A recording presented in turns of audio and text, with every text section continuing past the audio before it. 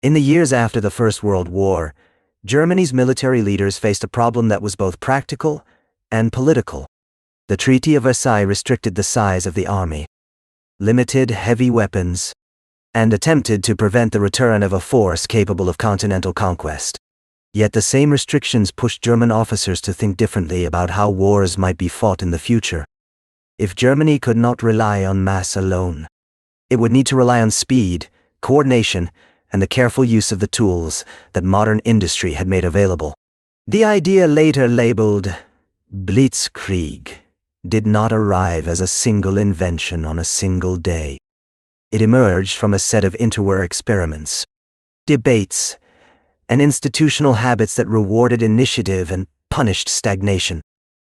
The small post-war Reichswehr became a laboratory for doctrine, because training time mattered more than numbers. Officers placed unusual emphasis on staff work, map exercises, and realistic maneuvers within the limits imposed on them. The memory of trench warfare and the paralysis of the Western Front shaped every discussion. German planners concluded that the next war could not be won by repeating the slow grind of 1914, 1918. They wanted to restore movement to the battlefield, and they believed movement could be achieved by combining arms in a way that broke enemy defenses and then exploited this rupture before the opponent could regroup. Even before the Nazi regime, German military thinking explored how artillery, infantry, engineers, reconnaissance, and later armor and aircraft could be synchronized to create local superiority at decisive points.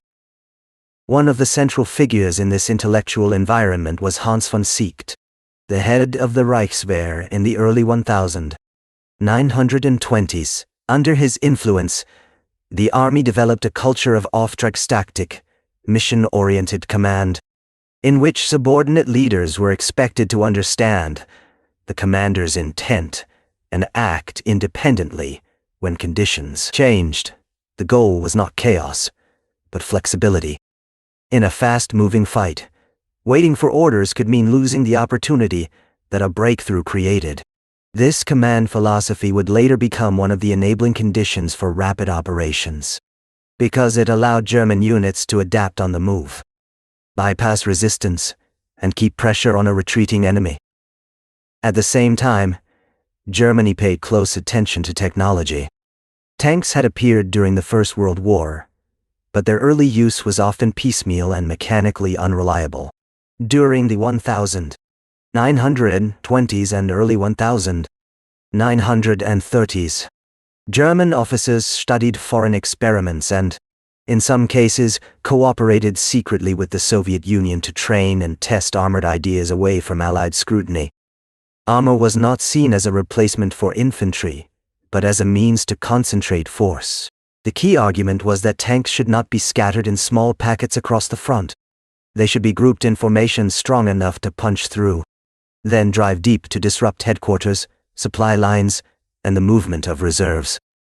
Heinz Guderian became the best-known advocate for this approach, though he was not its only author. His writings and his staff experience emphasized the need for massed armored divisions, motorized infantry, and communications that could keep units coordinated while moving at high speed. Radio mattered as much as armor thickness. A tank that could talk to others and receive timely information could maneuver as part of a system, rather than as an isolated machine.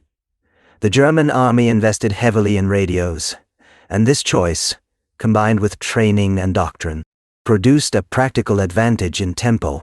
It allowed commanders to redirect spearheads, reinforce success, and exploit enemy confusion faster than opponents who relied on slower methods of communication. Air power also shaped the concept. The Luftwaffe, created openly after Hitler came to power, developed a doctrine that tied aviation to the needs of ground operations. Dive bombers, such as the Ju-87 Stuka, were designed for accuracy and for psychological impact. But their greatest value lay in their ability to strike targets in direct support of an advancing army. Bridges, artillery positions, troop concentrations, and key crossroads could be attacked quickly when identified by forward units. This cooperation required planning, liaison, and shared expectations about timing. It did not always work smoothly in practice, but when it did, it compressed the enemy's decision cycle. Forces under attack were not only pressed from the front, they were disrupted behind the lines at the same time. The term Blitzkrieg, or lightning war, became popular as a description, rather than as a formal doctrinal label. German planners spoke more often about Bewegungskrieg, war of movement, and about the operational art of achieving breakthroughs and encirclements. The popular image of Blitzkrieg suggests a single unstoppable machine, but the reality was more conditional. Rapid operations depended on a chain of assumptions: that the enemy would be surprised or slow to react, that roads and bridges would support motor traffic, that fuel and ammunition could be delivered fast enough, and that the attacker would maintain air superiority. If any of these links broke, the lightning could stall into something far less dramatic. When Germany invaded Poland on 1 September 1939, the world saw the first major campaign that seemed to validate the new approach. German forces combined armored thrusts with air attacks on transport networks and communications. Polish units fought hard and mounted counterattacks, but they struggled against an opponent who could concentrate speed and firepower at chosen points. The campaign also revealed that speed alone did not eliminate resistance. Fighting continued for weeks. Warsaw endured siege and bombardment, and German units suffered losses. Yet the operational pattern was clear: penetrate, encircle, and reduce. It was not merely tanks racing forward. It was a system that aimed to break cohesion faster than the defender could restore it. In the West, the campaign of May and June 1940 became the defining demonstration. France and Britain expected a repeat of 1914, with the main German push through Belgium and toward northern France. German planning, shaped by evolving ideas and a willingness to accept risk, sent the main armored weight through the Ardennes, terrain the Allies considered difficult for large mechanized forces. Once German columns emerged from the forest and crossed the Meuse, they drove rapidly toward the Channel. This maneuver cut off Allied armies in Belgium and northern France, creating a strategic crisis within days. The speed of the advance was not magic. It was the product of concentrated armor, effective staff work, mission-oriented command, and the collapse of Allied communication and coordination under pressure. The breakthrough at Sedan and the dash to the sea have often been treated as the moment Blitzkrieg proved itself. But even here the picture is more complex. German columns were vulnerable to air attack and to counterstroke, and at several points the spearheads ran ahead of their infantry support. Some German commanders feared that their flanks were exposed and wanted to pause. Others argued that momentum was the greatest protection. The debate reflected a real tension in rapid warfare. Moving fast creates opportunity, but it also creates risk, because supply lines stretch and units become tired and scattered.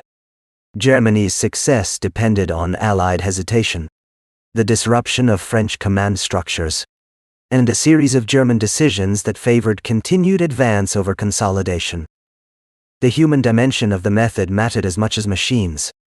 German training emphasized combined arms cooperation down to lower levels than many armies had institutionalized.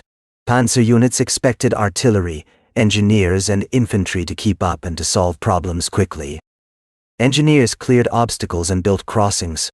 Motorized infantry followed tanks to secure flanks and towns. Artillery, increasingly mobile, supported thrusts and suppressed enemy strongpoints. These elements were not always perfectly coordinated, but the organizational goal was clear: to prevent the defender from stabilizing a line. If the defender could not create a coherent front, then every local setback could be turned into a wider collapse. At the operational level, the intended outcome was the Kesselschlacht, the cauldron battle, an encirclement in which enemy armies were surrounded and forced to surrender or be destroyed. Encirclement was not new. It had been sought in earlier wars. What changed was the speed at which an encirclement could be created and closed. Motorized forces could swing around a defender, seize a crossroads and bridges, and block retreat routes before the defender understood the danger.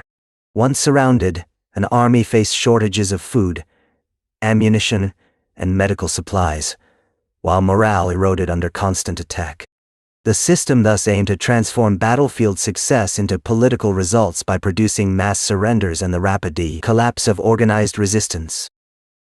The blueprint also depended on intelligence and reconnaissance. Fast-moving operations required knowledge of terrain, enemy positions, and the location of reserves. Recon units screened the advance and probed for weak points. Signals intelligence and aerial reconnaissance could identify concentrations and movement. Yet the fog of war remained.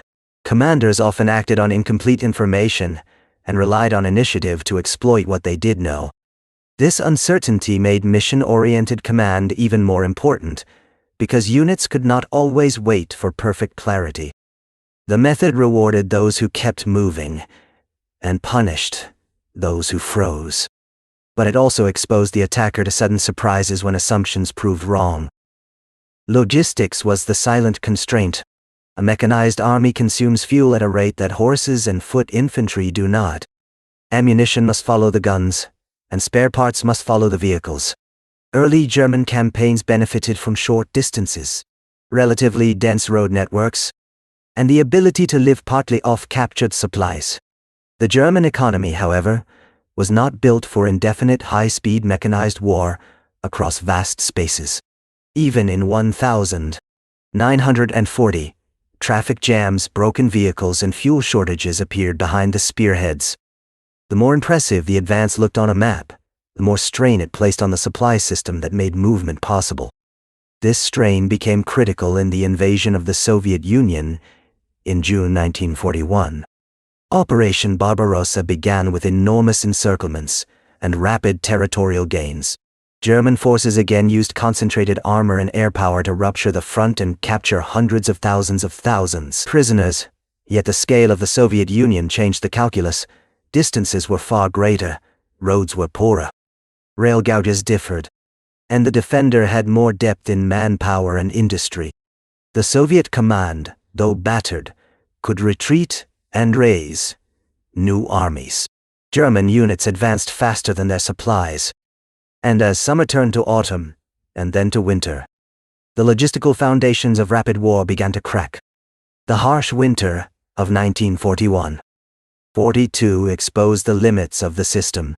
Vehicles broke down in mud and cold. Fuel froze, lubricants thickened, and engines failed. Infantry suffered from shortages of winter clothing, and medical services were overwhelmed. Rapid operations require not only movement, but also the ability to sustain movement under changing conditions. Germany had prepared for a quick victory and had not planned adequately for a long campaign of attrition. When Soviet resistance stiffened and counter-offensives began, the German army found itself fighting in circumstances where speed offered fewer advantages and where defensive endurance mattered more than operational tempo. By 1942 and 1943, German commanders still sought operational breakthroughs. But the context had shifted. The Soviet Union learned from early defeats and improved its ability to coordinate armor, artillery, and air power. Soviet industry, relocated and mobilized, produced vast quantities of tanks and guns. Germany, increasingly outnumbered, could no longer guarantee local superiority everywhere. The effort to regain initiative at Kursk in 1943, involving the planned operation often associated with the last great German armored offensive in the East, demonstrated both continued ambition and growing constraint.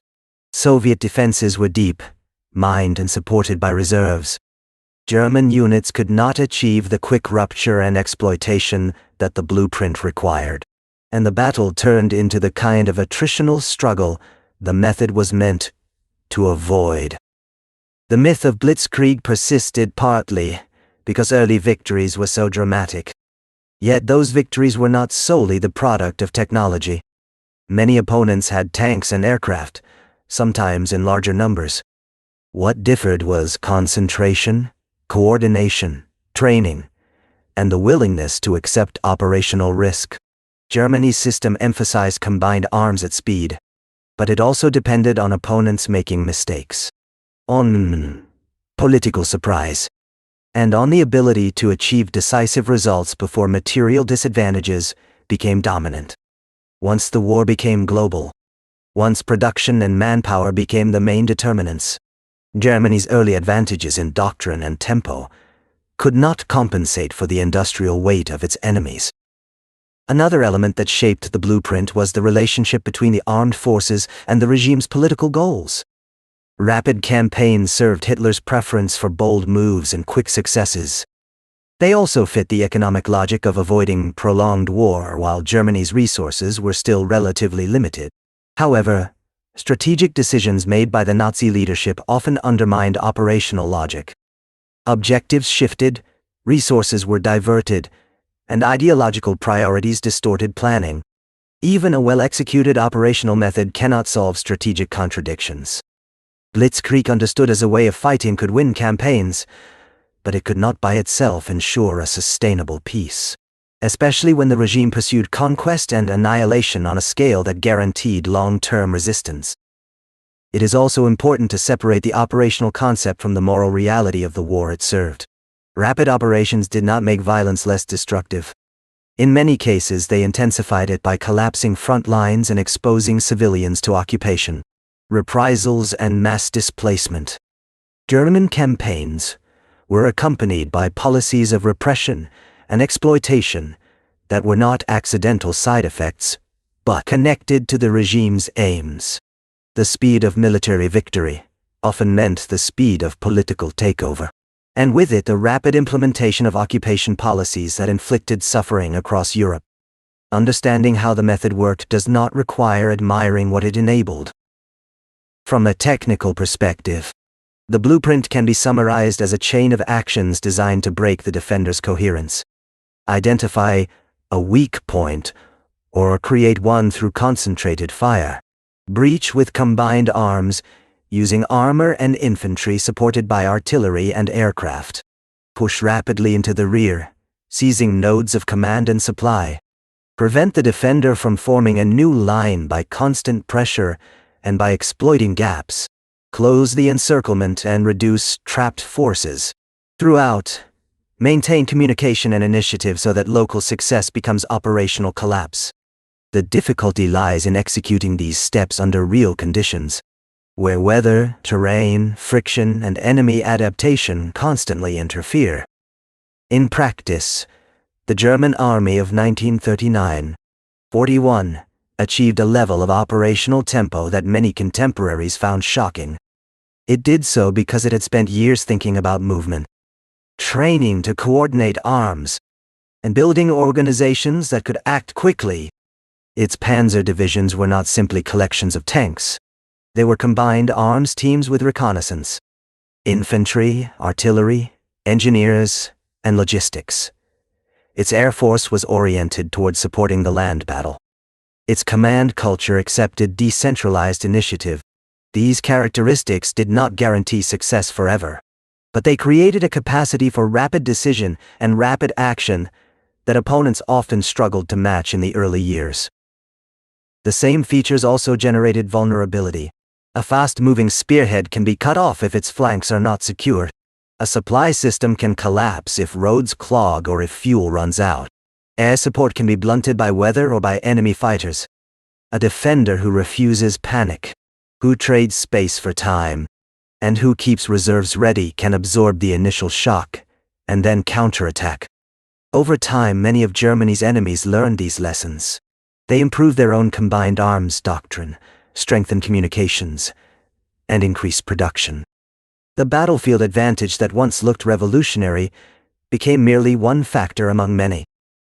By the middle of the war, the Allies were conducting rapid operations of their own, using massed armor, air power, and deep penetrations supported by overwhelming logistics. The difference was that the Allied version was backed by an industrial base that could sustain tempo across long distances. When Allied armies broke out of Normandy in 1000, 944, for example, they advanced quickly not because they copied German doctrine in isolation, but because they combined doctrine with fuel pipelines, truck fleets, air superiority, and a strategic situation that favored them. The story of Blitzkrieg is therefore not only a German story. It is part of a larger transformation in modern warfare in which movement, coordination, and industrial support became inseparable. The blueprint's legacy in military history is real, but it should be described with precision. Germany did not invent speed, and it did not always practice what later popular accounts claim. Still, the interwar German army created a coherent approach to operational movement that exploited technology and command culture effectively in the early years of the Second World War. The concept demonstrated that wars could be decided quickly when an attacker could shatter an opponent's ability to coordinate defense, and when political conditions amplified battlefield shock into state collapse. It also demonstrated that such rapid decisions are rare in wars between great powers with depth and resilience. In the end, Blitzkrieg was less a miracle weapon than a method built on training, organization, and assumptions about time.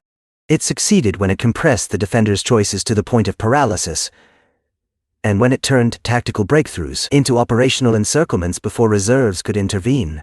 It failed when the defender absorbed shock, when geography and weather stretched supply lines, and when the attacker lacked the material strength to sustain high tempo.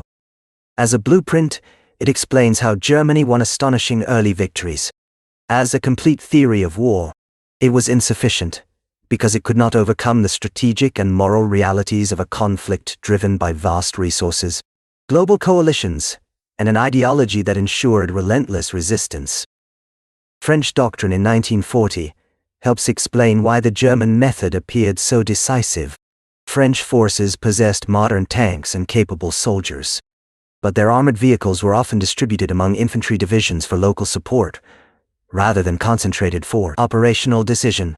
Command structures were more centralized, and many units relied on telephone lines and dispatch riders that were vulnerable to disruption. When German penetration severed lines of communication and created uncertainty about the true axis of attack, French commanders struggled to regain a shared picture of the battle. In a fast-moving crisis, the inability to transmit clear intent and to delegate rapid decision-making became a weakness that multiplied every local setback. German communications also had limits, and those limits shaped behavior.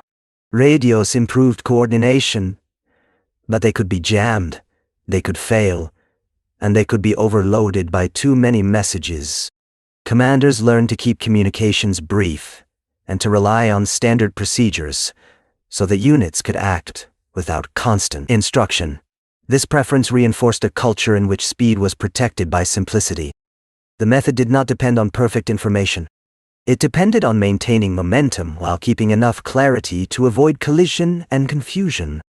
Where a traffic control failed, especially in the rear areas where supply columns and infantry divisions crowded narrow roads, German advances could slow to a crawl. These bottlenecks were rarely emphasized in propaganda, but they were a routine feature of mechanized campaigning. The Luftwaffe's role in the blueprint also deserves a sober accounting. Close air support could be powerful when weather was clear and targets were identifiable, but aircraft could not be everywhere at once. Early German successes benefited from temporary superiority and from opponents who lacked effective radar networks, fighter control systems, and anti-aircraft density. As the war progressed, Allied air defenses improved, and enemy fighters contested the skies. When German ground forces lacked air cover, the risks of rapid movement increased sharply, because columns on roads became vulnerable to attack. The blueprint therefore contained an implicit requirement. Air power had to remain at least locally dominant, or else the speed that created shock could also create exposed, fragile targets. There was also a psychological dimension that influenced results. Rapid penetrations and encirclements created rumors, fear, and a sense that the situation was worse than it was.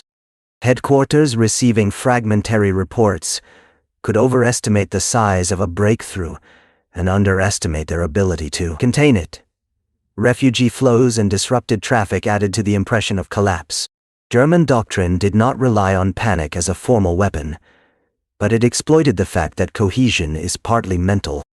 Once a defender believed the front was gone, units might retreat prematurely, abandon equipment, or lose contact with neighbors, turning an operational problem into a systemic breakdown.